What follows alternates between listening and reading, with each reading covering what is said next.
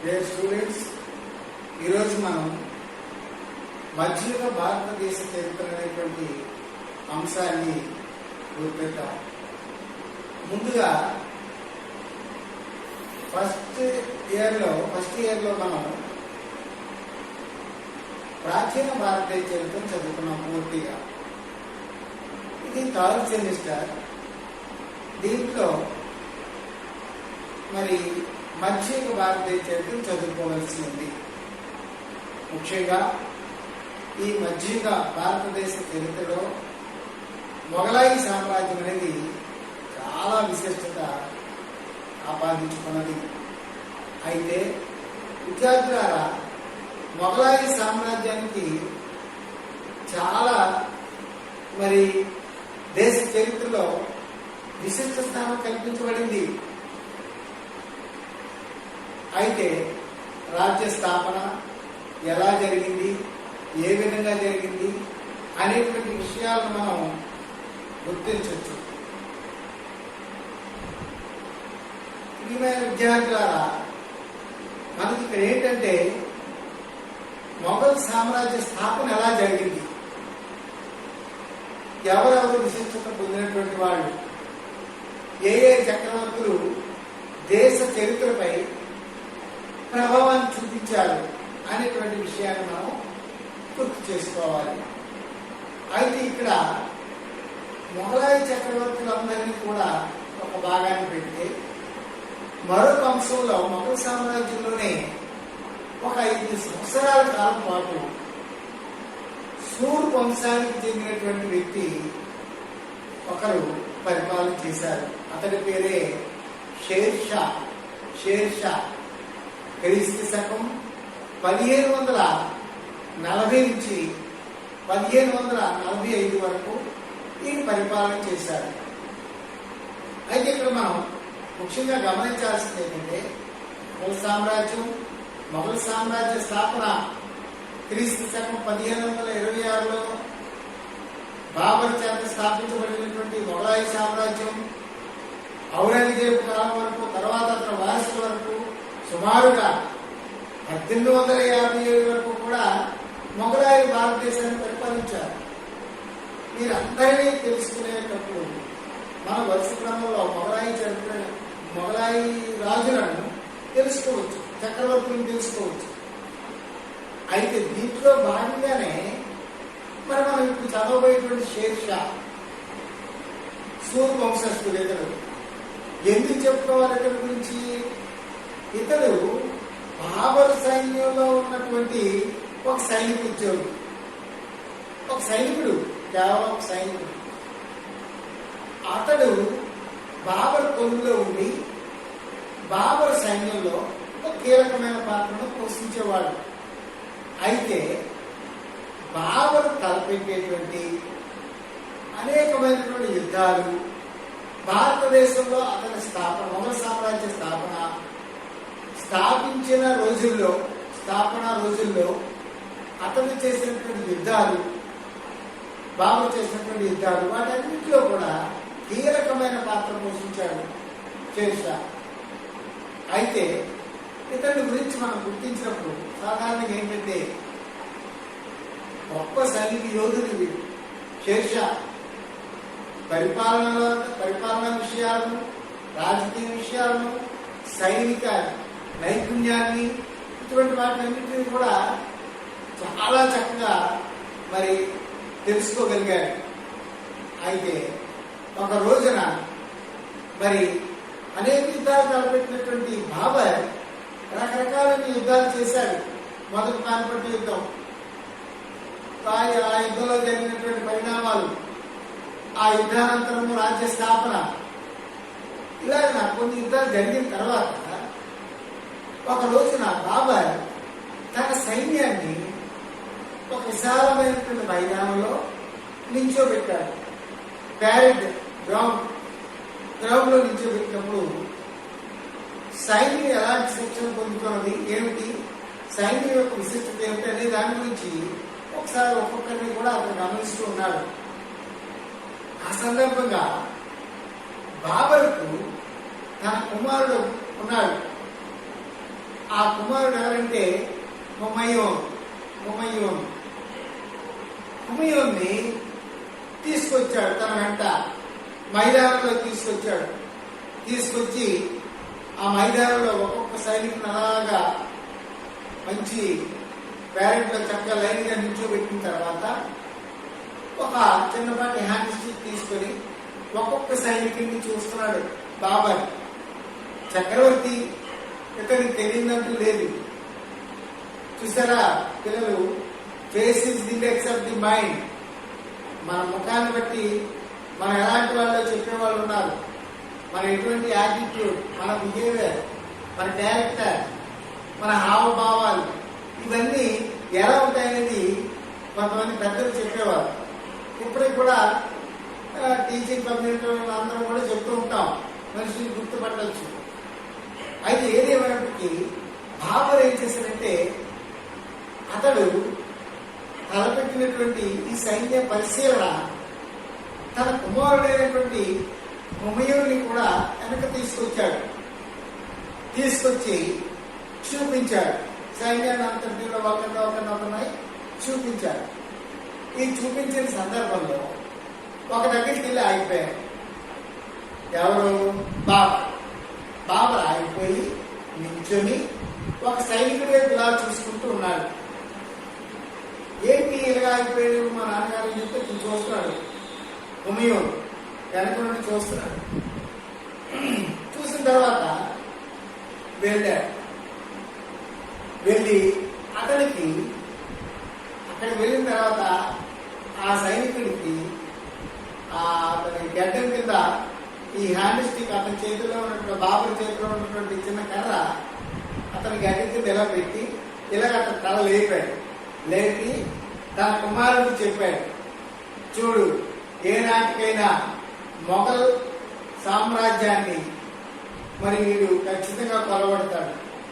మొఘల్ సామ్రాజ్యానికి వీడు చాలా పెద్ద ఆటంకం. కాబట్టి వీడిని ఒక గంట కనిపెట్టాలి నువ్వు అని చెప్పి తన కుమారుడికి చెప్పాడు. కుమారుడు ఆశ్చర్యపోయాడు. ఇదేంటి, ఒక సామాన్యమైన సైనికుడు వీడు మొఘల్ సామ్రాజ్యానికి ఏంటి అని చెప్పేసి ఆ రోజు అనుకుని కథంతో అయిపోయింది. తండ్రి చెప్పాడు, కొడుకు విన్నాడు. మొత్తం మీద ఆ సైన్యం అంతా కూడా పేరెంట్ అంతా కూడా తిరిగాడు. చూశాడు, అంతటితో అది అయిపోయింది. అయిపోయిన అనతి కాలంలోనే మరి బాబర్ మరణించడం, మొఘల్ సామ్రాజ్యాన్ని తన వారసుడైనటువంటి హుమయూన్ హస్తగతం చేసుకోవడం జరిగింది. ఢిల్లీని తన తండ్రి ఇచ్చినటువంటి రాజ్యాన్ని, తన తండ్రి ఎవరు? బాబరు ఇచ్చినటువంటి రాజ్యాన్ని హుమయూన్ కాపాడుకోవాలి. అయితే ఈ కాపాడుకునేటువంటి సమయంలో తన తండ్రి ఏదైతే చెప్పాడో, ఎవరినైతే సూచించాడో వారే మరలా హుమయూన్ మీద తిరుగుబాటు చేశారు.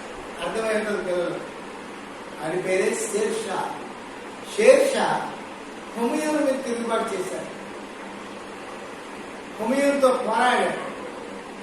హుమయూన్ని ఓడించాడు. పైగా హుమయూన్ని ఓడించాడు.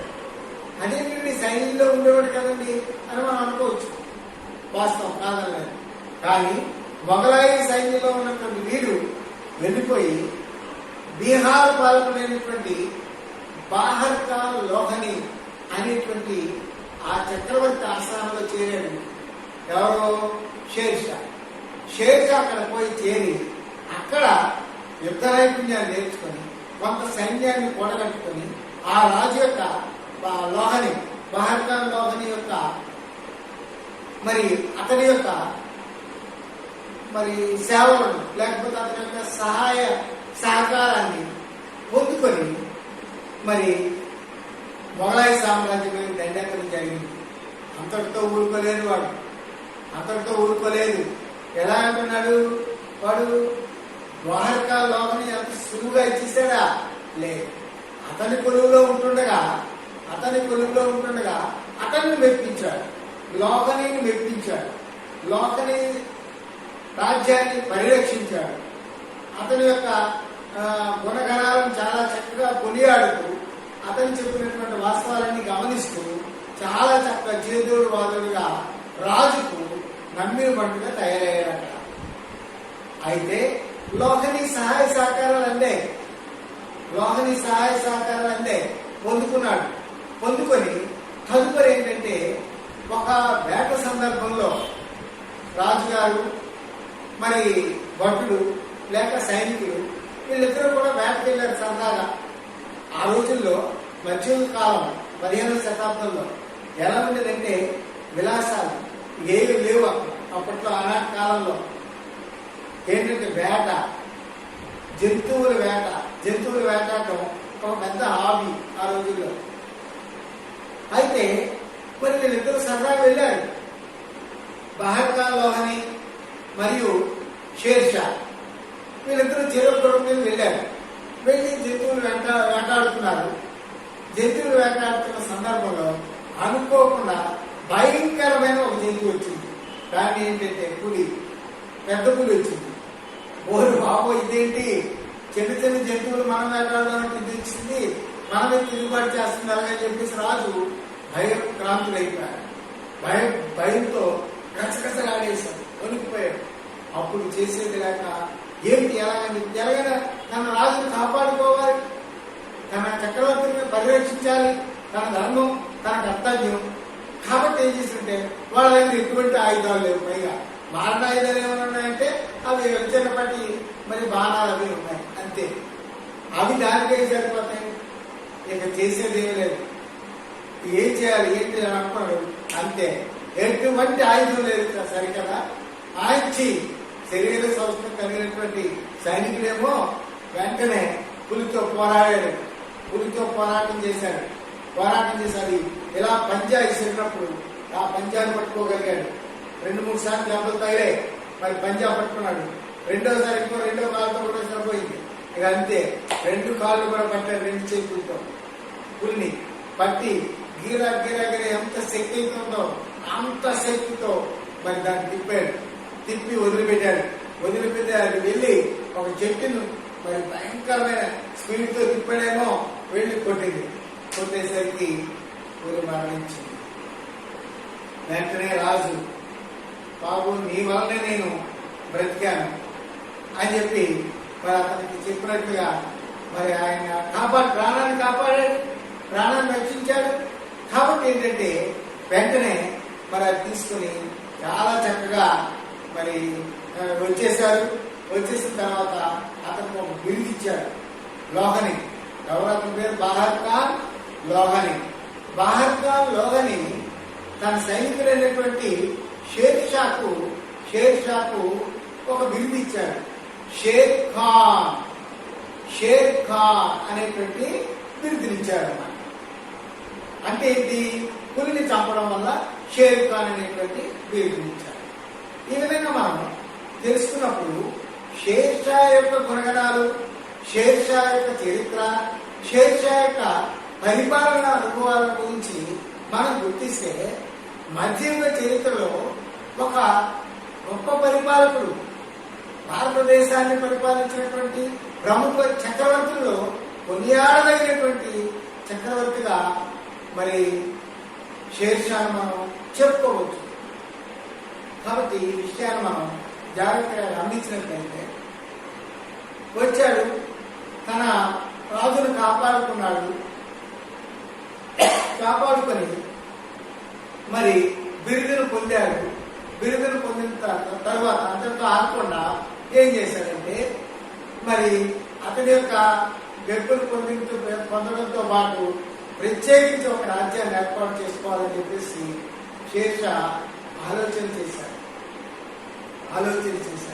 ఇతను అసలు పేరేంటి తెలిసింది? ఇతను మొట్టమొదటి పేరు ఏంటంటే ఫరీద్. ఏ వంశస్థుడు అనుకున్నాడు? ఇతడు సూర్ వంశస్థుడు. ఈ సూర్ వంశానికి చెందినటువంటి షేర్షా మధ్యయుగ భారతదేశ చరిత్రలో ప్రముఖ స్థానాన్ని సంపాదించుకున్నాడు, గొప్ప స్థానాన్ని ఆక్రమించాడు. అతను చేసినటువంటి గుణగణాలు మనం చూస్తే, అతని పరిపాలన విధానం పరిశీలిస్తే ఒక ప్రముఖ చక్రవర్తిగా మనం ఆయన్ని కొనియాడవచ్చు. అయితే ఇక్కడ మనం అనుకున్నట్లుగా రోగని యొక్క మెప్పును పొంది అతడు ప్రత్యేకించి మొఘలాయి సామ్రాజ్యం మీదకి దండెత్తడానికి కావలసినటువంటి సైనిక సహకారాన్ని లోగని ద్వారా లోగని సహకారాన్ని తీసుకొని మొఘలాయి చక్రవర్తి అయినటువంటి ఎవరనుకున్నా అంటే హుమయూన్ మీదకి దండెత్తాడు. దండెత్తేసరికి హుమయూన్ ఏం చేశాడు? ఆయన శక్తి చాలా, ఆయనకు బలం చాలలేదు. తన తండ్రి ఏదైతే చెప్పాడో, తండ్రి ఎవరనుకున్నాం? బాబర్. తన తండ్రి ఏదైతే చెప్పాడో అది అలాగా వాస్తవంగా జరిగిందంటే వెంటనే హుమయూన్ ఓడించాడు. మొఘల్ సామ్రాజ్యాన్ని పరిపాలించినటువంటి బాబర్ మరణానంతరం వచ్చినటువంటి వారసుడు హుమయూన్ షేర్షా చేతిలో ఓడిపోయాడు. పరాజయం పొంది చేసేదేమి లేకపోయింది. వెంటనే హుమయూన్ అజ్ఞాతవాసానికి వెళ్ళిపోయాడు.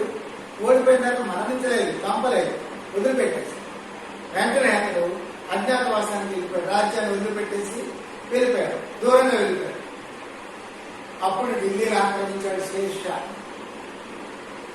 ఢిల్లీని ఆక్రమించాడు 1540 క్రీస్తు శకం 1540 నుంచి 1545 వరకు ఇతడు పరిపాలన చేశాడు. ఈ విధంగా పరిపాలన చేసి అనేకమైన సంస్కారాలు ప్రవేశపెట్టాడు. గొప్ప సంస్కారం ప్రవేశపెట్టాడు. అద్భుతమైన సంస్కారం ప్రవేశపెట్టాడు. మధ్య భారతదేశ చరిత్రలో అనేక మంది చక్రవర్తులకు వారసులుగా అయ్యారు, మార్గదర్శి అయ్యారు. కాబట్టి మనం ఈ విషయాన్ని పరిశీలిస్తే రాజ్యానికి ఎలా వచ్చాడనేటువంటి అంశం మనకు అర్థమైంది. విద్యార్థులారా, షేర్షా రాజ్యానికి ఎలా వచ్చాడు, ఢిల్లీని ఏ విధంగా కైవసం చేసుకున్నాడు, మధ్యయుగ చరిత్రలో ఢిల్లీని ఏ విధంగా ఆక్రమించి తన పరిపాలన చేశాడు అనేటువంటి విషయాన్ని మనం క్షుణ్ణంగా పరిశీలించినట్లయితే మనకు అర్థమవుతుంది, మనకు తెలుస్తుంది. కాబట్టి ప్రియమైన వాళ్ళ జాగ్రత్త మనం పరిశీలిస్తే అక్కడ అర్థమయ్యేటువంటి విషయాన్ని మనం జాగ్రత్త పరిశీలిస్తే పరిపాలనా సంస్కరణలు అతను ప్రవేశపెట్టినటువంటి సంస్కరణలు అద్భుతమైనటువంటి గొప్ప సంస్కరణ ప్రవేశపెట్టాడు.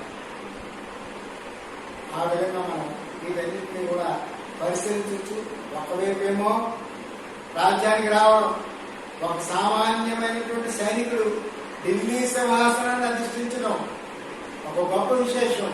పట్టుదల, ఎంత గొప్ప పట్టుదల మనకు తెలిసిపోతుంది. ఒక సైనికుడు, రాజు దగ్గర ఉన్నటువంటి ఒక సైనికుడు అండి, అటువంటి సైనికుడు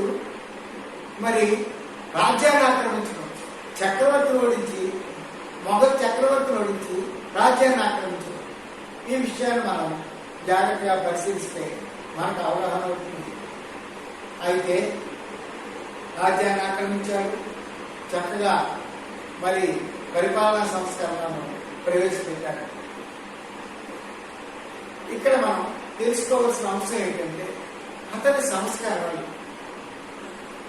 భారతదేశ చరిత్రలో మధ్యయుగానికి ఒక మంచి కీర్తి పతాక స్థాయిలో ఎదిగే విధంగా ప్రజలకు కావలసిన గొప్ప సంస్కరణ ప్రవేశపెట్టాడు. దాంట్లో మొట్టమొదటిగా మనం చూస్తే కేంద్ర ప్రభుత్వం అన్నాడు, రాష్ట్ర ప్రభుత్వం అని విడదీశాడు. కేంద్ర ప్రభుత్వం గారు రాష్ట్ర ప్రభుత్వం గారు కూడా వర్గీకరణ చేశారు. అయితే మంత్రులు సహాయ సహకారాలను పొందారు. మంత్రుల దగ్గర నుంచి కూడా సహాయాన్ని పొందుకున్నారు. పొందుకొని వారి ద్వారా సుసంపన్నమైన శక్తివంతమైన మంచి పరిపాలన ప్రజలకు అందించగలిగారు. దీంట్లో భాగంగా మొట్టమొదటిగా మనం తెలుసుకోవాల్సింది ఏంటంటే భూమి శిస్తు సంస్కారాలు. భూమి శిస్తు సంస్కారం ఒక మంచి మరి చరిత్రలో గొప్ప స్థానాన్ని ఆక్రమింపజేశాయి ఈ సంస్కారాలు. ఎలాగో భారతదేశం ప్రాచీన కాలం నుంచి కూడా మనం పరిశీలించినట్లయితే ఎక్కడ మౌర్య చక్రవర్తుల పాలనా కాలం నుంచి కూడా మనం పరిశీలించినట్లయితే మనకు అర్థమవుతుంది ఏమిటగా భూమి పైన లేక భూమి యొక్క సేద్యం ద్వారా రైతులు జీవించే జీవన విధానం మన దేశం ప్రాచీన కాలం నుంచి కూడా పంటలు పండిస్తూ సస్యశ్యామలమైన పంటలు పండిస్తూ జీవన ఉపాధి అవకాశాలను పొందుకోవడం అనేది జరుగుతున్నది.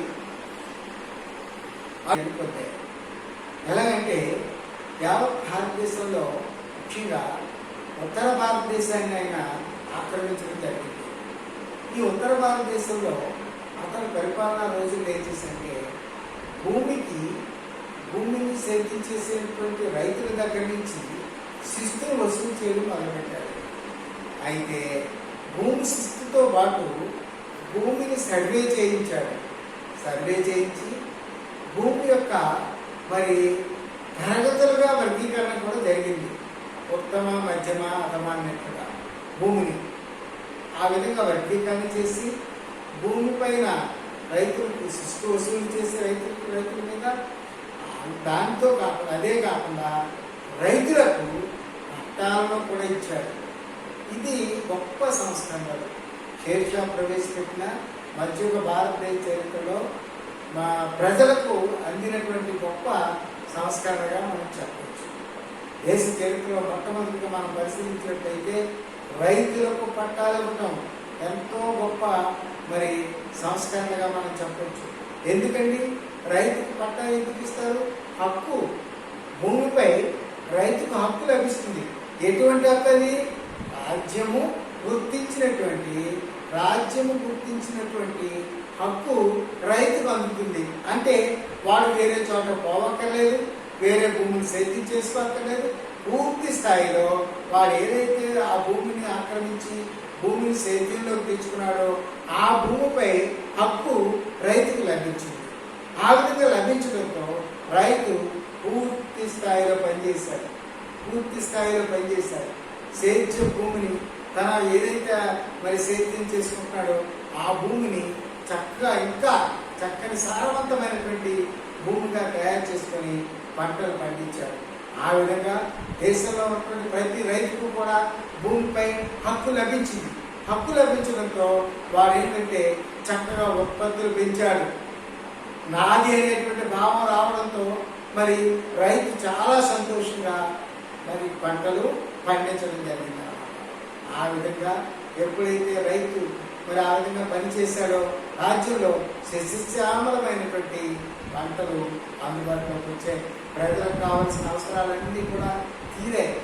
అయితే మనం చెప్పుకోదగినటువంటి అంశం ఏంటంటే షేర్షా తన పరిపాలనా కాలంలో కేంద్ర రాష్ట్ర పరిపాలనగా విభజించడం, కేంద్రంలో కొంతమంది మంత్రులను పెట్టడం, రాష్ట్రాలుగా వర్గీకరణ చేయడం, అంతటితో ఆగకుండా భూమి శిస్తు సంస్కరణ ప్రవేశపెట్టి చక్కని సంస్కరణలు కూడా తీసుకురావడం జరిగింది.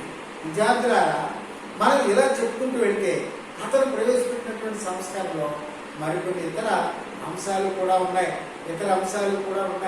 సైనిక సంస్కరణలు, సైన్యము, చక్కని సైన్యాన్ని పోషించాడు. ఆ రోజుల్లో మైట్ ఈజ్ రైట్, బలము కలవాడే రాజు, మైట్ ఈజ్ రైట్. కాబట్టి సైనిక పోషణ జరిగింది. మంచి సైన్యాన్ని పోషించాడు. తర్వాత ముఖ్యంగా మరి రాజుకి ఆ రోజు సైన్యంలో అశ్విక దళం ఉండేది, గుర్రము. ఆ గుర్రములు ఉండడం వల్ల ఆ రోజులు ఏంటంటే ఈనాడు ఉన్నటువంటి యంత్రీకరణ లేదు, యంత్రాలు లేవు, వెపన్స్ ఏమీ లేవు. అలాంటి సైనికుడు మధ్యయుగ భారతదేశ చరిత్రలో ఉన్నటువంటి సైనికుడిని మనం పరిశీలిస్తే గుర్రములు, తర్వాత ఏంటి సైనికుడు ఎలా ఉంటాడు, శిరస్త్రాణము, కత్తి, డాలు ఎలా రక్షించుకోవడం, డాలు, ఇలా ఏంటంటే కొన్ని ఆనాడు సైనికుడికి కొన్ని ఆభరణాలుగా ఉండేవి. సైన్యంలో ఉండేవాడికి రక్షణ ఇది కవచం.